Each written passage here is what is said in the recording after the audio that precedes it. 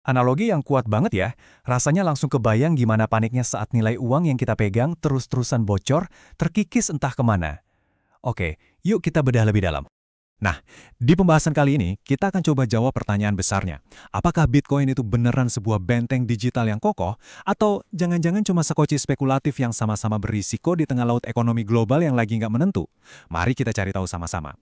Oke, pertama-tama kita harus paham dulu skala masalahnya. Ini bukan sekedar harga-harga yang naik sedikit loh, ini beneran badai devaluasi mata uang yang lagi menerjang banyak negara di seluruh dunia. Coba lihat, angka ini bukan salah ketik. Ini proyeksi inflasi kumulatif di Argentina dari tahun 2020 sampai 2025. 2.614%. Angka segini bikin konsep inflasi yang abstrak jadi kenyataan yang, jujur aja, brutal banget. Dan di balik angka gila itu, ada dampak langsung ke manusianya. Bayangin deh, kamu kerja keras sebulan penuh. Pas gajian, nilainya udah keburu anjlok bahkan sebelum sempat dipakai belanja. Inilah kenyataan pahit yang dihadapi jutaan orang setiap hari. Nah, di tengah badai kayak gini, muncullah sebuah solusi digital yang katanya bisa jadi pertahanan. Bitcoin sering banget disebut sebagai benteng atau bahkan sekoci penyelamat. Kenapa bisa begitu? Yuk, kita lihat alasannya. Kuncinya ada di konsep ini, emas digital.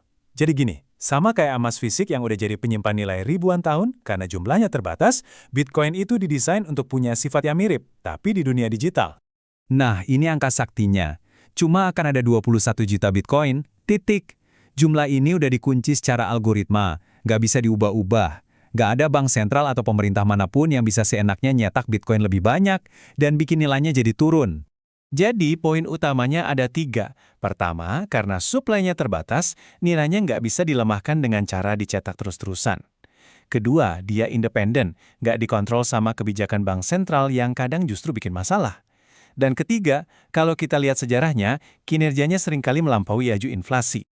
Oke, teori kedengarannya bagus ya. Tapi gimana praktiknya di dunia nyata? Nah, sekarang kita coba lihat langsung ke negara-negara yang lagi ada di garis depan krisis ekonomi. Kita balik lagi ke Argentina. Di sana, ini bukan lagi soal investasi buat masa depan.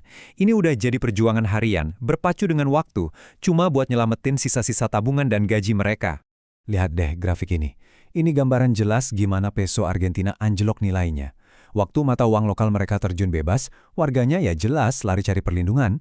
Nggak heran kalau di bulan Mei 2024, harga Bitcoin di sana mecahin rekor, sampai nyentuh 63,8 juta peso. Sekarang kita geser ke Nigeria. Kasusnya sedikit beda. Bukan hiperinflasi yang meledak tiba-tiba, tapi lebih kayak pembusukan nilai mata uang yang terjadi perlahan, tapi pasti selama lebih dari 1 dekade. Coba bayangin, dalam 10 tahun, nilai uang kamu anjlok lebih dari 70%.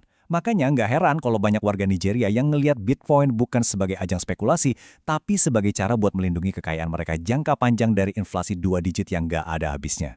Kasus Lebanon ini mungkin yang paling ekstrim.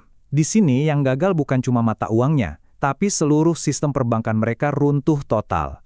Orang-orang jadi nggak bisa ngambil uang mereka sendiri di bank. Dan lihat responsnya. Waktu mata uang lokal kehilangan lebih dari 98% nilainya, sekitar 78% bisnis di sana beralih ke kripto. Bukan karena tren, tapi karena terpaksa. Ini satu-satunya cara mereka buat bertahan hidup dan tetap bisa berbisnis dengan dunia luar. Dan pola kayak gini tuh terjadi di mana-mana. Di Venezuela, Bitcoin jadi semacam tali penolong di tengah kehancuran ekonomi. Di Turki, untuk melawan inflasi 32%, transaksi kripto diproyeksiin bisa tembus hampir 200 miliar dolar di pertengahan 2025. Jadi ini beneran fenomena global. Tapi tunggu dulu, biar adil kita juga harus lihat sisi lainnya. Bitcoin ini bukan solusi ajaib tanpa cacat. Ada banyak rintangan dan risiko besar yang harus kita pahami juga. Nah, ini dia paradoksnya. Di satu sisi, Bitcoin nawarin perlindungan nilai dan kemandirian. Tapi di sisi lain, harganya volatil banget, bisa naik turun gila-gilaan dalam sekejap cuma karena sentimen pasar. Belum lagi tantangan kayak literasi digital yang masih kurang, atau infrastruktur internet dan listrik yang nggak stabil. Analogi ini pas banget sih menurut saya. Gambaran ini nunjukin inti masalahnya dengan sempurna. Bitcoin mungkin nggak bakal tenggelam karena inflasi, tapi perjalanannya bisa bikin mabuk laut. Stabilitas pasokannya harus dibayar dengan volatilitas harganya yang tinggi. Jadi, setelah kita lihat semua sisi medalinya, kita balik lagi ke pertanyaan besar di awal. Sebenarnya, apa sih peran Bitcoin di panggung ekonomi dunia saat ini?